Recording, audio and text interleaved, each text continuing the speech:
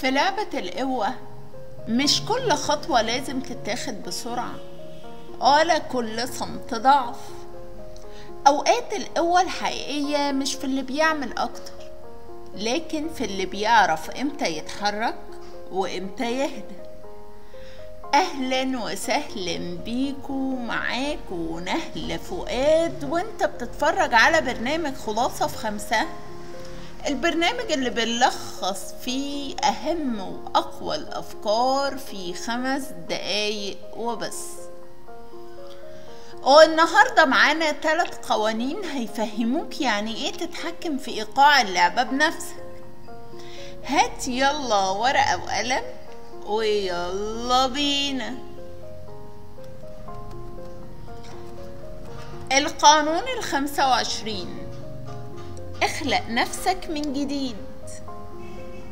في واحد كان دايما محبوس في صورته القديمة لحد ما قرر يبدأ من الصفر. غير طريقته وشكله وأفكاره، وفجأة بقى نسخة أقوى من نفسه. القوة مش في إنك تفضل زي ما أنت، القوة إنك تعرف تولد نفسك من جديد كل ما الدنيا تحاول توقعك. القانون 26: خليك دايما نظيف حتى وسط الفوضى. في ناس لما الدنيا تلخبط بيتلخبطوا معاها، لكن القائد الحقيقي بيعرف يحافظ على صورته. كل غلط صغير ممكن يكسر ثقة الناس فيك، فخلي سمعتك زي المراية ما تتخدش فيها خربوش. القانون 27: اعرف تحرك الناس بالإيمان مش بالكلام.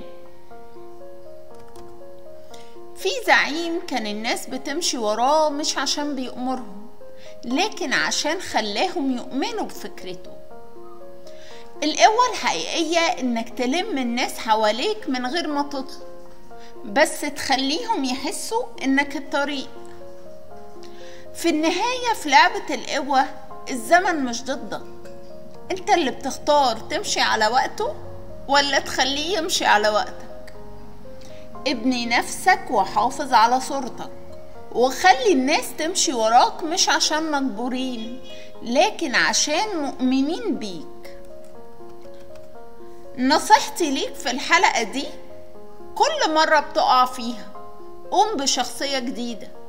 الناس هتفتكر انك اتغيرت، بس الحقيقة انك اتولدت من تاني. انا نهلة فؤاد، ودي كانت خلاصة النهاردة. ما تنساش تعمل لايك واشتراك وتفعل الجرس عشان تكمل معايا الرحلة. وافتكر دايما شعارنا: افكار مركزة في وقت محدود. واشوفكم الحلقة الجاية.